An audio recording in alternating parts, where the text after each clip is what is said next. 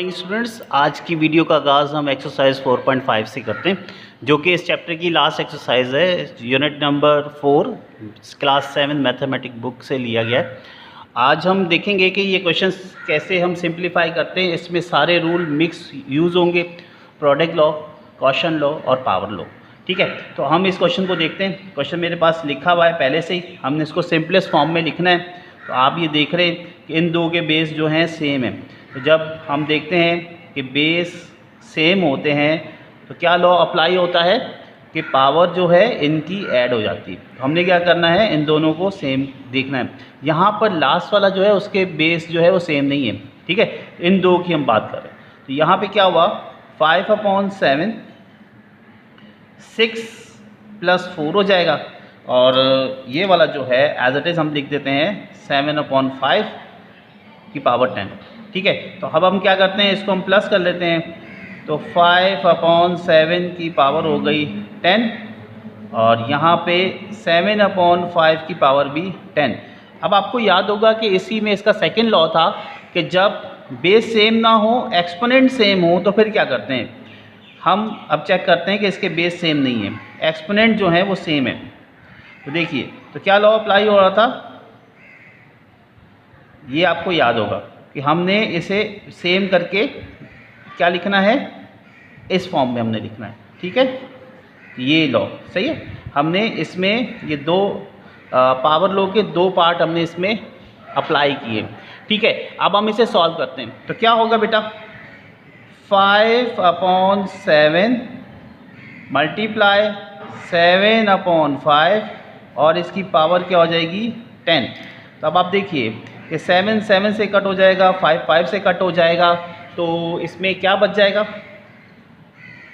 1 बच जाएगा, और 1 की पावर होती है 10। ठीक है, 1 बच गया और 1 की पावर क्या हुई 10। तो यही इसका आंसर है। 1 की पावर 10 का मतलब क्या हुआ, इसका आंसर क्या आ गया 1। ठीक है स्टूडेंट्स, ये आपको समझ में आ गया। अब हमारे पास इसका नेक्स्ट क्वेश्चन है, हम उसे देख लेते हैं। यहाँ पर क्या लिखा हुआ है, 2/3 पावर पे पावर है। तो आपको याद है लॉ क्या था, जब पावर के ऊपर पावर होगी तो हम क्या करते हैं, बेस के ऊपर पावर है तो हम उसे आपस में मल्टीप्लाई कराते हैं।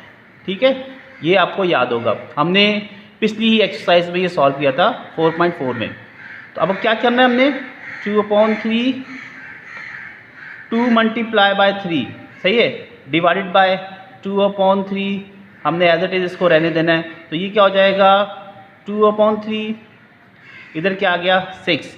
अच्छा, अब मैं ये डिवाइड को क्या करता हूँ, डिवाइड को अंडरलाइन लगा लेता हूँ, और इसके नीचे क्या लिख रहा हूँ मैं, 2/3 इसकी पावर क्या है 4।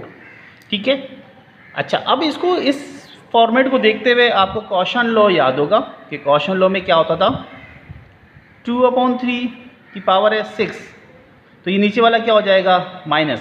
अगर आपको लॉ याद नहीं है तो मैं लिख के दिखा देता हूँ कैसे था, कि हमने क्या करना है, अगर बेस सेम है और उनकी पावर डिफरेंट है तो वो आपस में क्या हो जाएंगे माइनस। इसे हम कहते हैं कॉशन लॉ। ठीक है, तो अब इसका आंसर क्या आ जाएगा, 2/3 6 - 4 किसके बराबर हो जाएगा, 2/3 की पावर 2। ठीक है, तो ये इसका आंसर आ गया इस तरीके से। अच्छा, अब हम इसके नेक्स्ट क्वेश्चन पे चलते हैं। नेक्स्ट क्वेश्चन 3 है इसका कि 7/9। अब क्योंकि मैंने आपको बता दिया है बेस सेम है, सॉरी बेस सेम नहीं है, बल्कि ये बेस अलग है, ये बेस अलग है, लेकिन इसकी एक्सपोनेंट सेम है, तो क्या हो जाएगा, ये एक साथ लिख देंगे इस फॉर्म में 7/9 की पावर 3। पहले क्वेश्चन मैं लिख देता हूँ 9/7 की पावर 3। तो अब क्या हुआ कि ये दोनों क्या हैं, अलग अलग हैं, लेकिन एक्सपोनेंट सेम है। तो 7/9 मल्टीप्लाई 9/7 इसकी बाहर पावर आ जाएगी 3। ठीक है, अच्छा, इसके बाद अगर हम नेक्स्ट देखें, साथ में एक दूसरा केस है हमारे पास, वो इस फॉर्म में है कि 11/12 और 12/11 का भी ऐसे ही होगा कि 11/12 की पावर है 5 और 12/11 की पावर भी है 5। अच्छा, अब हम इसको क्या करते हैं, इससे b हम 11/12 मल्टीप्लाई 12/11 की पावर 5 करके हम लिख देंगे।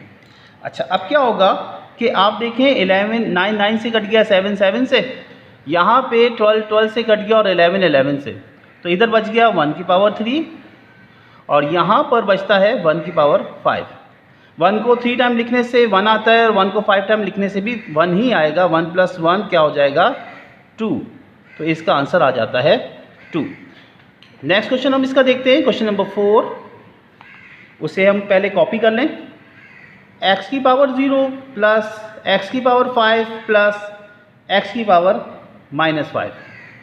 जैसा कि आपको मालूम है x की पावर 0 अगर किसी पे बेस पे हो तो वो 1 कहलाती है, तो यहाँ पे हमने इसकी जगह पे तो 1 लिख दिया। प्लस अब ये देखिए 5 में से -5 करते हैं, क्योंकि बेस सेम है, पावर हमने ऐड कर दी तो ये भी कट गया। अब इस पे भी क्या आ गया? 0, तो 1 + 1 = 2। ठीक है जी, तो इस तरीके से ये क्वेश्चन भी हमने सॉल्व कर लिया है। अब हम इसके नेक्स्ट पार्ट पे आते हैं, क्वेश्चन नंबर 5। क्वेश्चन नंबर 5 है 4/5 की पावर है 7 और 4/5 की पावर है 2 bracket curly bracket divided by 4/5 की पावर है 8। तो पहले हम ये केस सॉल्व कर लें कि 4/5 बेस सेम है तो 7 + 2 हो जाएगा, तो 4/5 की पावर क्या हो जाएगी? 9। फिर डिवाइडेड बाय 4/5 की पावर है 8, वो आप लिख लीजिए। और फिर क्योंकि डिवाइड हो रहा है तो आपको याद है 4/5 की पावर 9 डिवाइडेड बाय 4/5 की पावर 8। अभी जैसे कि पिछले क्वेश्चन में हमने ये लॉ आपको लिख के दिखाया है, तो फिर हमने क्या करना है 4/5 बेस क्योंकि सेम है तो पावर क्या हो जाएगी? माइनस। ये क्वेश्चन लॉ की मैं बात कर रहा हूँ, तो इसलिए आंसर क्या आएगा? 4/5 की पावर 1। इस तरीके से ये इसका हमने आंसर लिख लिया है और ये क्वेश्चन भी सॉल्व हो गया। अच्छा, अब इसका लास्ट पार्ट हम सॉल्व करते हैं। इसका लास्ट पार्ट है 6। 7/8 की पावर 6 डिवाइडेड बाय 7/8 की पावर है 4, फिर मल्टीप्लाई 8/7 की पावर है 2। तो ये क्या होगा कि 7/8 डिवाइडेड बाय 7/8, इसके ऊपर पावर है 6 और इसके ऊपर पावर 4। ठीक है, पहले तो आपने इसे सॉल्व करना है। अच्छा, जैसे कि आपको मालूम है कि ये डिवाइड हो रहा है तो डिवाइड में क्या हो जाता है? माइनस का लॉ अप्लाई होता है, जिसे क्वोशंट कहते हैं, क्वोशंट लॉ। तो 6 - 4। अच्छा स्टूडेंट्स, कोई ऐसे स्टूडेंट जिन्होंने नए आए हैं और उन्होंने आज मुझे ज्वाइन किया है, तो यकीनी तौर पे उन्हें ये बातें सही से समझ में नहीं आ रही होंगी, तो उसके लिए ज़रूरी है कि आप मेरी पिछली वीडियो भी देखिएगा, क्योंकि ये चैप्टर हमने शुरू से स्टार्ट किया था 4.1, 4.2, 4.3, 4.4 और अब लास्ट एक्सरसाइज है 4.5। तो इसके लिए आपको ये सारी वीडियोस देखनी पड़ेंगी ताकि आपको ये प्रॉपर एक्सपोनेंट चैप्टर समझ में आ सके। तो अब हमने क्या करना है, 7/8 की पावर 2 आ गई, यहाँ पे क्या हुआ 8/7 की पावर भी 2। अब अगर आप इस पर गौर करें तो बेस सेम नहीं है लेकिन एक्सपोनेंट सेम है। ये क्या हो जाएगा 7/8 मल्टीप्लाई 8/7 ब्रैकेट 2। ठीक है, तो 7 7 से कट हो गया, 8 8 से कट हो गया, तो 1 की पावर क्या आ गई 2। इस तरीके से ये आपके पास इसका 1 आंसर आ गया। तो उम्मीद करते हैं कि ये सिंपलेस्ट फॉर्म क्वेश्चन की आपको समझ में आ गई है। अब हम इसके जो है नेक्स्ट टाइप को सॉल्व करते हैं। नेक्स्ट टाइप हमारे पास है क्वेश्चन नंबर 2 इसका, जिसमें है find the value of x। Find the value of x, वो हम सॉल्व करते हैं। Find the value of x in the following. तो पहला क्वेश्चन हमारे पास है 3 की पावर 6, 3 की पावर 4 इज इक्वल्स टू 3 की पावर x। तो चलें जी, हम इसको देखते हैं। हमें पता है कि बेस सेम है, पावर ऐड होती है, तो ये क्या हो जाएगा 6 + 4 इज इक्वल्स टू 3 की पावर x। तो अब क्या आ गया आंसर 10, क्योंकि हमने x मालूम करना है तो x का आंसर क्या आ गया 10।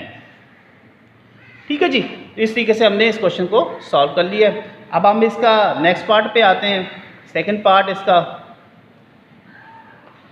सेकंड पार्ट है 11/9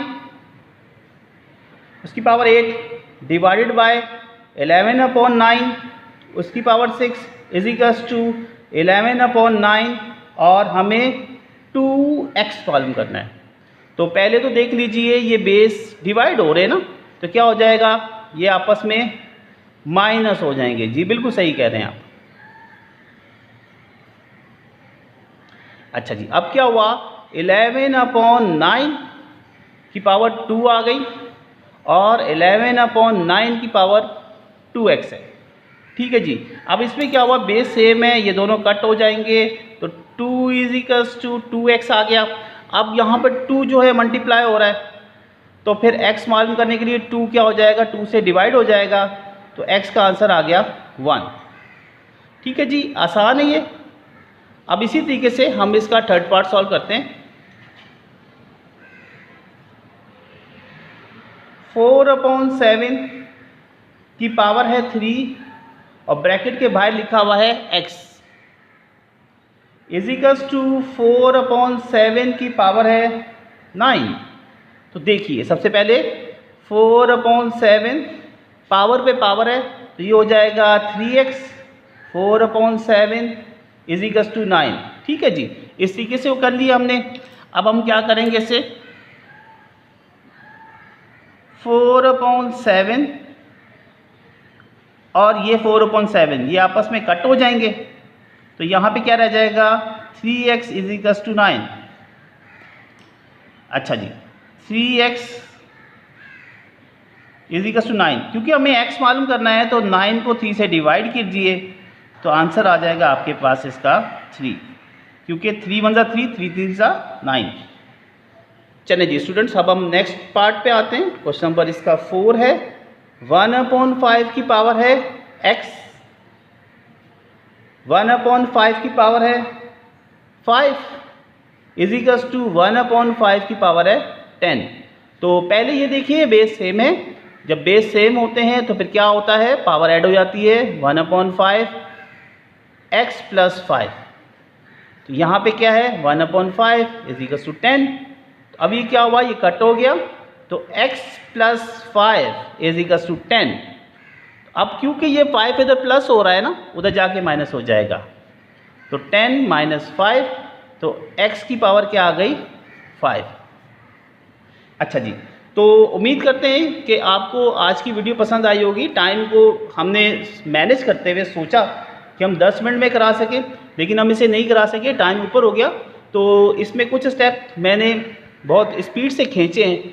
तो एक्सपोनेंट चैप्टर को हमने बहुत अच्छे से डिटेल से पिछली एक्सरसाइज में हमने सॉल्व किया और बहुत मज़ा आया मुझे ये चैप्टर कराने का।